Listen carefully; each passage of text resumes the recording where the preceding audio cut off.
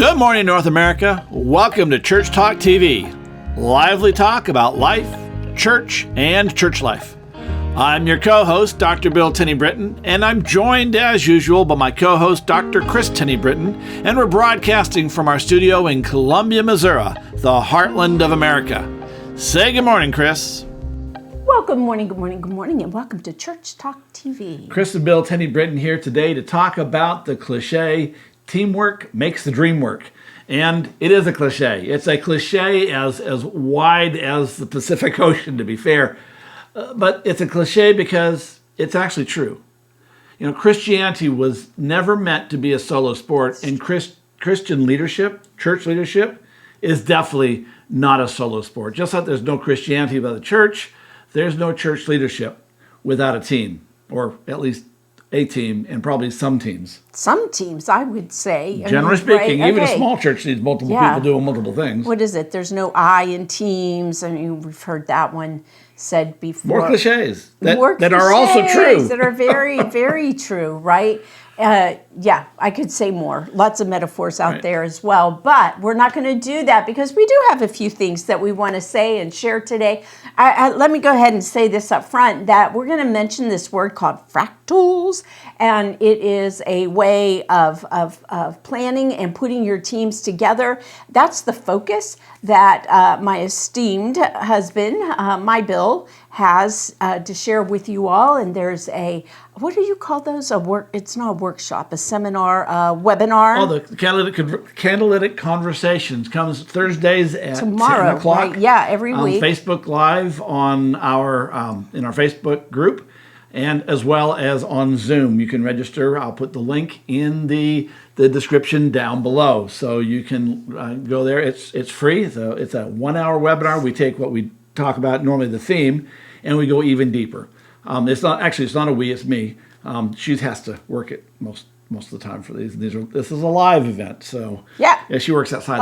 And you're like, I have to work it. Yes, I have to work during it. Yeah, during it, right? I work during it. I'm not available. Right. Okay. So there we go. So, I want to say, just build on what you talk about fractals. A fractal is a repeating pattern. It's a mathematical thing. It's a nature thing. And I want to give credit to Wayne Cadero, the founder of New Hope Oahu in Hawaii, some years ago, when he wrote Doing Church as a Team. And he introduced that concept there. And the Effective Church Group was kind of in on the very beginning of him releasing that and talking about it, and we've taken it and run with it and expanded it and tweaked it and made it work for us and for the churches that we worked with and worked in, the church we started. You're right, exactly. And churches we've pastored, we've done transitions over and over again. And we this is the model we recommend because it is an effective model and it's a scalable model for a church from 12 people or 6 people for that matter, all the way up to 6,000 or 16,000, and the model doesn't need to change. And the cool thing is in this pattern, you only ever supervise 4 people. Pastor, you supervise 4 people. Worship team leader, you do 4 people. Sunday school superintendent, you do 4 people. And no matter how big the organization gets, you never have to deal with more than 4, which is a beautiful scalable model. We're not going to go into that. The workbook that we've offered this week, you can get it on Facebook, on my Facebook profile. You can find it there and download it. I'll probably stick it in the description down below again. But anyway, it goes more deeply into it. Of course, our book, Bill Easom and I wrote, Effective Staffing for Vital Churches, has a rather extensive chapter on that alone. But we want to talk about the teams and the roles of teams and the roles of the pastor in this episode. And so we have a lot to cover. And so let's jump in. All right. So talking about teams, we've already mentioned how important it is to have a team. I've always been frustrated with board systems, council systems, whatever, where we have committees, right? And so we're going to call them committees, and the committee of one. And there's that person or this person says, "Well, I really think we should have a food pantry," and so we'll have our food pantry committee. But meanwhile, the food pantry committee is that person alone. And then there's the other problem, is where we have a church that is filled with committees And we read some book that says, you don't need committees, you should have teams. And so they change the name of all their committees to teams, but they don't change the structure of how people get put on there and all the rest. And a committee, folks, is not a team. Okay, they're like apples and rocks. They're nothing alike. Well, they're not even fruit. Okay, I tend to think of teams committees as usually being codified somewhere. They're in the bylaws, or you've got to have so many, whatever that is, right? You have to have so many, or they need to look like this, so many people on them and whatnot. We're teams. And the people are nominated, and often the whole committee is often nominated. We need 4 people to serve, so let's go find 4 people. Right, and I know some of you are going, well, that's the way it is. It has to be that way. So I do want to toss out that you can transition from where you are into teams without just changing the names. Yeah, so, that's right. So please hear that, and you can contact us for tips for how to do it or to help you with that transition. But teams, I like to think of teams as being people who like each other, and so they want to work with each other. Right. I mean, committees, how I still remember this. When we first got together, the church that we were going to, these committees had to meet every month before the board and do a board report. And so we were on the evangelism committee, and we would go, and the person would write down like what we had talked about in that meeting, which basically was what we didn't do over the month before. And we're not doing anything. We need to do something, but we're not doing it. But you have to write it down, and nothing happened. We didn't talk to each other except to say hello when we saw each other in worship. Whereas a team, you don't even, and I've been saying this since even before Zoom ever was thought of, that a team, people get on the phone with one another. They're talking, they're doing things, they're making plans, they're working together. And they have a passion for it. Every member has a passion for whatever is the purpose of that team. Right. Whereas the committee is, do you have a pulse? Let's put you on it. Basically, or I'll do it, right? Again, are you familiar with the sound of these words? Okay, I'll do it if nobody else will. I mean, teams don't operate that way. Oh yeah, I want to be part of that, right? You want to be part of a team, not dreading that you're on there. I think about like little league teams and whatnot, how excited they get. So we've got to have teams. We can't just be working everywhere. And when we streamline that and we realize, wow, we only need 4 basic teams in our ministry, right? And then 4 in our administrative structures, things begin to change. It's exciting. Okay, so need for teams. Do you want to say more about that? No, we're done. We got to move on. Right, we got a lot to cover. So you go with the role of the lead pastor. We're going to talk about the role of the lead pastor. We're going to talk about the role of the board. We're going to talk about the role of the ministry team and the role of the administrative team. And we're not going to talk so much about the structure. That's a different conversation. And again, join us for the catalytic conversation, get our downloads, read the book. But I want to talk about the roles, because the roles are important, because the problem in most churches is the roles are very confused and they're very enmeshed. There's not real true, this is your role, stay out of my lane, I'll stay out of your lane.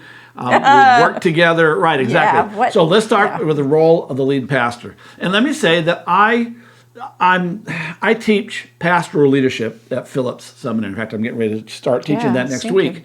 And I want to say that I do a lot more training on leadership, and I do no training on pastoring. That pastoring is, they have another course for that. I teach leadership. And what I often say, and people get a lot of pushback here, but the church right now, by and large, needs a lot fewer pastors and a whole lot more leaders standing up front and leading. Because pastors, your God-given role in the church is to lead the church. And, well, they're a shepherd, yes, and the shepherd goes out front and the sheep follow. That's how leadership works. The leader is out front, making decisions, setting the course, setting the direction and where we're going, and saying, oh, we got to go detour here, detour there. They lead. That's the role of a shepherd. It is not to hold hands, sing kumbaya, and take care of the sheep. Okay? Jesus left the 99 and went after the one that was lost. It's leading. Anyway, so the role of the lead pastor is to lead. And that means leading in the creating and attaining and aligning the DNA, the mission, the values, the vision. This is who we are. This is why we're here. This is what's important to us, and this is where we're going. That is not a committee decision. God so loved the world, he didn't send a committee. He raised up a pastor. Pastor, that's your role, is to lead, to grow the church, to make more disciples, to help the congregation make more disciples, not to sit in your desk and manage. It's leadership. Well, it's not just about helping your people or teaching them and leading them and making more disciples. It's also about raising up leaders. I mean, that's really important, because one of the classes I teach at Phillips, it's like a complimentary class, and when you come to it, is education and leader development. And when I started teaching that, and it often sounds like when you say that you're raising up Sunday school teachers, right? Well, exactly. Right, and it's not that. It's definitely not that. Originally, it was Christian education and leader development, and I said, and I tell them up front, okay, here's a book, we got to read it because it talks about Sunday school and doing that stuff. But we're going to talk about faith development because we have to, and that's what we need to do. But what this is really about, what it's really about, is how are you going to raise up other leaders? See, we have no problem hijacking courses to train our pastors to be effective leaders in the church. Exactly, and they're doing it. I'm so proud of our students who come through the Center for Ministry and Lay Training at Phillips Seminary. So there's a shout out for you. Leslie Robles-Sear, you might want to give her a ring. Anyways, that role of the lead pastor is also raising up leaders who will raise up other leaders. And as you were talking, I just kept thinking, about shepherding, and I can hear some of you saying, every month, though, I have to report on how many people I visited. And how many members I visited. Yeah, how many members I visited. Not the end church. Right, yeah. How many shut-ins I visited, hospital visited, how many sermons I preached. Hello? How many sermons do you preach? One a week, they there? Or two a week. Yeah, weren't they there to hear the sermons, right? So, and then you are the one who reports on how many guests we had, how many visitors. But that's not, we're not talking in a bigger picture than that. Lead, pastor, lead. And that means then, too, transitioning your board's way of thinking. And I did that years and years and years ago in churches that I served in. It was like, you know what, y'all? This is not important stuff. I'm not going to report on that. This is what I'm going to report on. This is the number of conversations I had in the community. And you can do that. If you don't think you can, give us a call, email us. We're absolutely serious. This is so important. Growing Church Network will walk you through this process. There it is. All right. One of the things you said I want to build on, because then we're going to jump into the rest of it, is one thing you said was raising up leaders. Right. And one of your jobs, Pastor, is, in your role, is, as you say, to raise up other leaders. That's right. Raising up leaders for your board. Yeah. It ought not be a whoever we want and, hey, let me be on the board. A board should be made up of people who are faithful disciples of Jesus Christ, number one. Number two, they're sold out to the DNA of the church, the mission, the vision, the values, and they support that with their time, their talent, their treasure, and their testimony. Right. They're out there actually sharing the good news of Jesus and the good news of the church in the community. If they're not doing it, they're not leadership quality. And that's just the bottom line is. And so that's part of your job. We're going to talk about all these what we call your dream teams. And your role as the pastor is to help fill those dream teams with the people who are committed to the mission and the vision and will back you and back you into a corner if you're out of line in your office one-on-one to have that conversation, not in front of the board. In appropriate ways. Right, in appropriate ways, exactly. But so they're not all yes people, but you don't put antagonists on there either. Right. So, all Well, are we going to say more about the board and the board we're about construct? ready to jump in. I thought that's what you were saying. That's what I want to say, that part of your job is to find them, and now we move on to the next. And not just find them, it's to develop them. Absolutely. Right? I mean, if we can be doing pre-development, we see that. So knowing our people's gifts, knowing what they do in their lives, right? Because as you were talking again, what kept coming to my mind is that you want people who understand making decisions depending on the size of your church, maybe big decisions. If you know you've got financial campaigns coming up, if you've got major capital issues, people who hopefully have banking or accounting kind of background. I want to back you up a minute. Okay, go ahead. I don't think you mean what you're saying. Okay, because why? The board doesn't make decisions. It does policy. I know that. I totally understand that. But that's but they've got to understand the issues so they can then work with the policy. I don't want our viewers to understand that or think that we're talking about a board that makes decisions, because that's not. We have an admin team who makes decisions. Right, we're going to go there, but I am saying for the boards, you need people who understand this stuff. You cannot ask them to set policy to say, yeah, this is what we need to do, or just to take it and be yes, women and men, right? I mean, you need people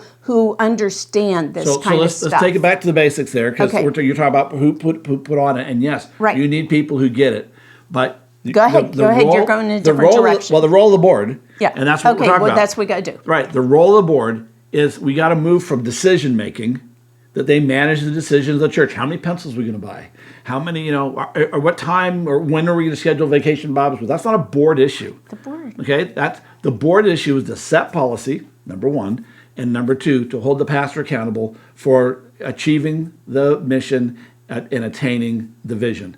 And they hold the pastor accountable, and pastor, your job is to hold everybody else accountable. That's right. To get her done. Right. But if the music minister or the worship director isn't doing the job, the board doesn't go to the worship director or call the worship director in on the carpet. The board calls the pastor in on the carpet and says, "Why aren't you doing something with this? We got someone who's making a mess out of things. Pastor, that's your job." Because the pastor manages all the ministerial staff in through the fractals, and again, But here's again, the board's job is to set policy. Policy is we have a wedding coming up. They want to have champagne. Is it okay to have alcohol? That's a policy issue. Is it okay to have alcohol in the fellowship hall? That's a policy. It is okay. It's not okay. It can only be here. Whatever. Well, those are policy issues. What do we do when we get large memorial gifts? What do we do when? It's those kind of questions. They're setting policies, and that's what the board does. The board doesn't do the other stuff. Now we're going to talk about what the other teams do, because there are decision makers that need to be made, need to be in place. But it's not the board. The board sets policy and oversees the pastor. That's their role. That's their job.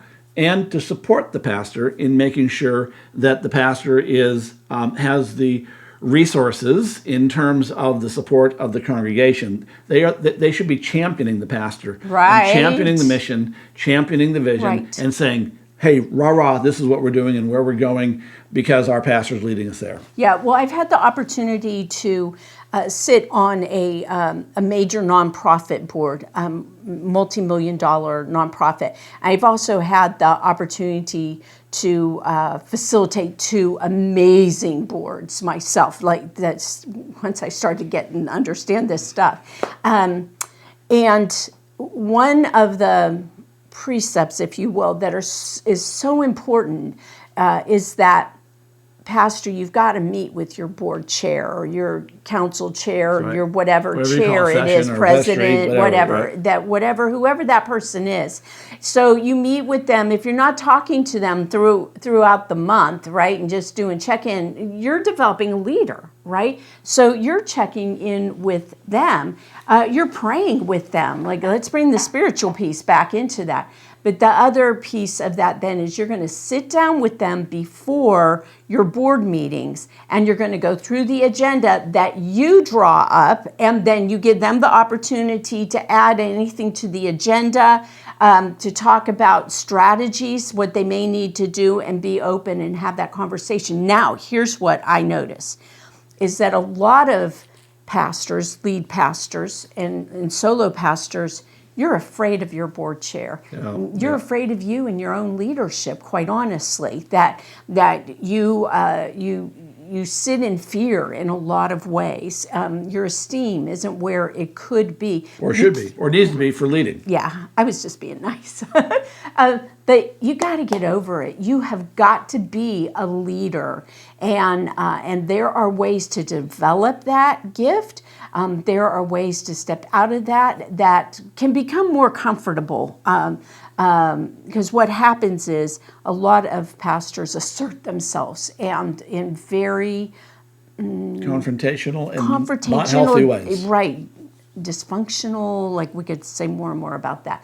So role of the lead pastor, very, very important, especially with how you work with your board and the leader of your board. And again, you should have at least input. One of the things I say is the lead pastor must have veto power for any position in the church. Hey, we want to put so-and-so in.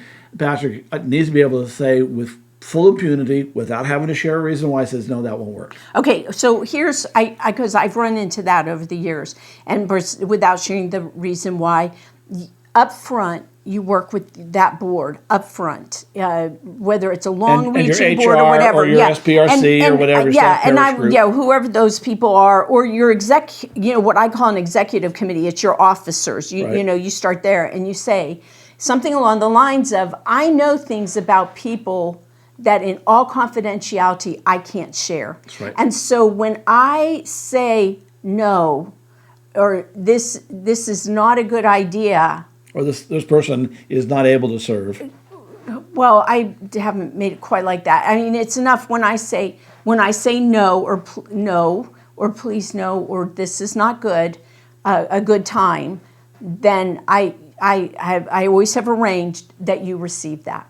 And that's a kind of a trust thing. Not just receive it. Yeah, right. That's what I'm saying is honoring it. That you don't call that person, and that's important. And you can't give too much information, because you may give information about Barney Smith when, and then they're going to want that from Mary Joseph, and Mary Joseph is beating her husband, and they still want to do that, but they expect an explanation because you gave it about Barney Smith. Less is more. That's right. Less is more. Yeah, and if they don't trust you, you don't want to be in that church anyway. That's the bottom line. Okay, you have to ask yourself, and Bill Eason was one who drilled this into us. Yeah. Is this a calling or a career? Yeah. If you're keeping the job because you're afraid of losing your job, then it's not a calling. You lead, and if they won't accept leadership, then some guy said something about dusting the dust, shaking the dust off your shoe and go find someplace else. Yep. That's just the bottom line is, folks, is a calling or career. If it's a calling, you lead. Right. That's just how it is. And if it costs you your job, then it costs you your job. You move on. All right, so we got the role of the lead pastor pretty much settled. We got the role of the board pretty much settled. Now let's talk about the two main teams, and these are the fractal teams. Right. There's the typically groups of 4. It doesn't have to be, but that's the norm. And so a role of the ministry team is to, and this is your primary dream team. Sure. Their role, their job, their responsibility, and they must have the authority, is to plan, implement, and manage ministry. Their job, whether it's in worship or connecting people or discipleship or sending out neighborhood missionaries, whatever that is, and getting people in, keeping people stay, turn them into disciples, and sending them out as neighborhood missionaries. Their jobs is to make all the decisions. Of course, you're in that group. To make all the decisions when it comes to ministry at your church. Okay, I want to add one more. You said plan, implement, and manage ministry. Yep. I want to add measure. Oh, yeah. And I think that's, you're implying that, but I want to be explicit about that. Yeah, it's part of management, but it is. It needs to be mentioned. It needs to be mentioned. And lead pastor, then that's the head of each of these teams. You're working with them because you are measuring, but they need to be measuring their effectiveness as well. So these 4 ministry teams really fall into place with what your mission vision is. Yeah, your mission vision. Yeah. So usually you get a worship.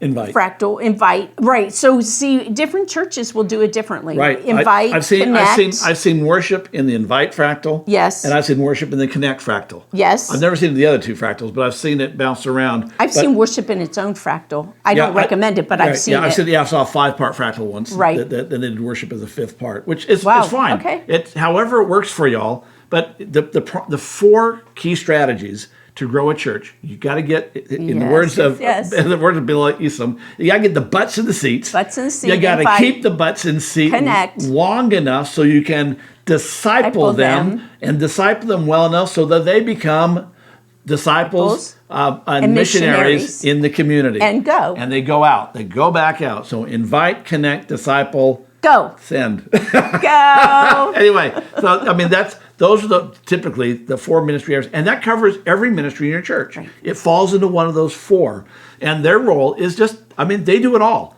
So instead of what often happens is, and I was in a church that did this, we had a great policy making board.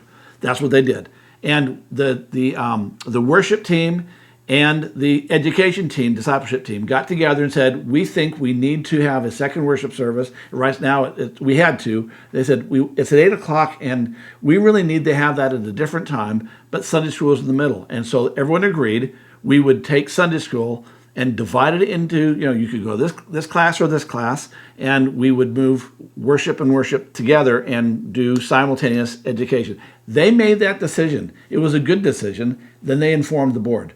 They didn't ask the board's permission. They just informed the board, and they told the board when the dates would be. That is how the ministry team is meant to operate. They make the decisions about ministry in connection with each other.